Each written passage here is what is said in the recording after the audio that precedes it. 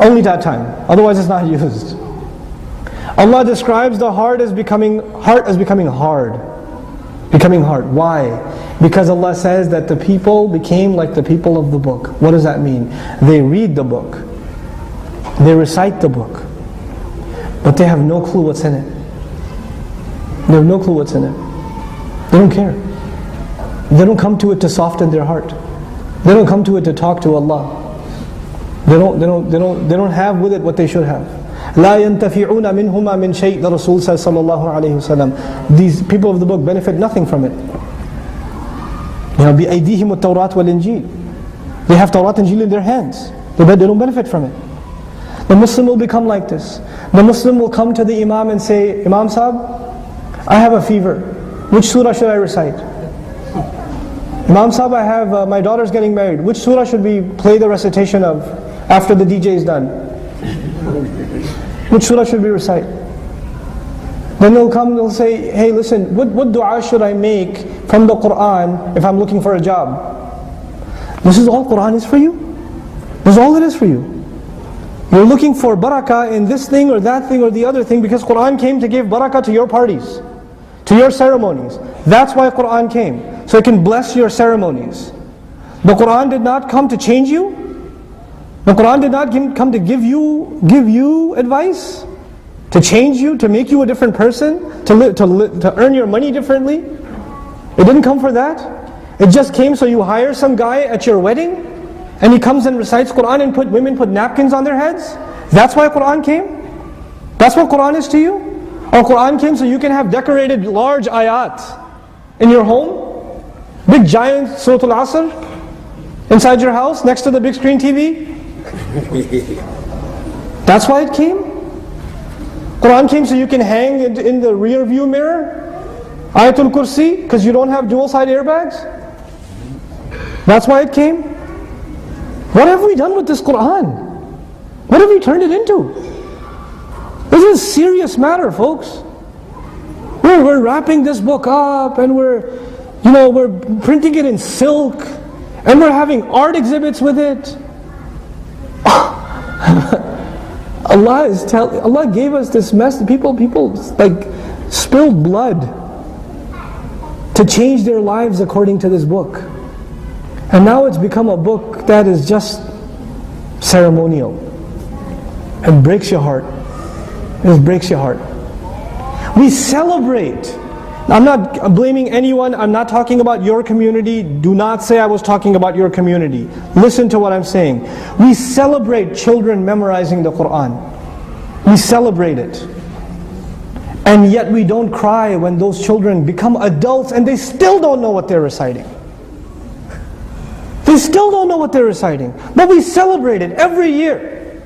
And when those kids are leading Taraweeh, the guy leading the prayer doesn't know what he's reciting. What do you expect from the congregation? The guy leading the prayer doesn't know. There's something wrong with that. That's not normal. That is not how things are supposed to be. We've done this. We've done this. And our kids, with the way we've given them an artificial relationship with the Qur'an. These kids, they memorize Qur'an and the biggest goal in their life is, man, I'm going to lead Taraweeh this year. Listen, Qur'an is not a trophy. Qur'an is not you get a prize when you recite it. It's not. I met a couple of the kids that have memorized Qur'an and they're looking for places to lead Taraweeh. Ramadan is coming. And they're like, hey, what did they pay? What does this one pay? What does that pay? What did you get for a prize at that masjid? They're already talking about what they're going to get when they lead the prayer. Now you're talking about getting paid to lead prayer. This stuff should bother us.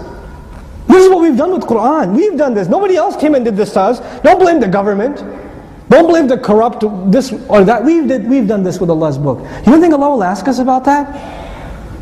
Well, how are we supposed to take this book? What is it supposed to mean to us? This book came to change my life. This book came to change your life. We have to remind ourselves of that. We have to remind our kids of that. You know, Hufaz of the Qur'an, back in the day, they used to be called Hamil of Qur'an, carrier of Qur'an, because it was understood they carry a huge responsibility. That was understood. You know? And I'm not just picking on the kids that are memorizing Qur'an, it's not their fault. It's our fault that we don't teach them more. And we better. We better.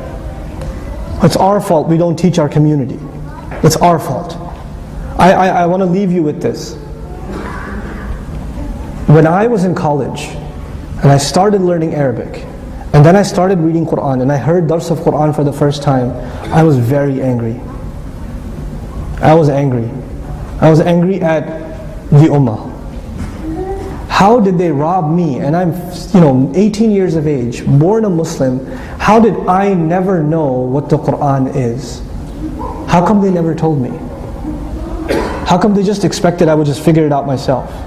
How come they didn't tell me this book is the most important treasure I will ever have in my life? How come they never told me that 23 years of the most difficult struggle in human history, the struggle of Rasulullah sallallahu alaihi wasallam, the culmination of it was فَلْيُبَلِّغِ الشَّاهِدَ الْغَائِبِ بَلِّغُوا عَنِّي وَلَوْ آيَةً. Give on my behalf, even if you can give an ayah, just give. Give an ayah on my behalf. Rasulullah sallallahu alaihi wasallam just wanted the world to know this book, and my own ummah didn't care to give it to me. My own people. We left it. We can't live like this. We can't go on like this. We'll pay the price. Recently I found out 1.5 million Ottomans, Uthmanis, came to Ellis Island. 1.5 million immigrants had come to Ellis Island. 10,000 or less of their descendants are Muslim today. 1.5 million. Qur'an, guys. Qur'an. This book, it's either going to testify for you and me on Judgment Day, or it will testify against us. Those of you that were in the class, I want to leave you with a reality check. I try to make it my job to make Arabic more enjoyable to learn, to make Qur'an easy to understand. I try to make that my job. But you know what? I can only do so much.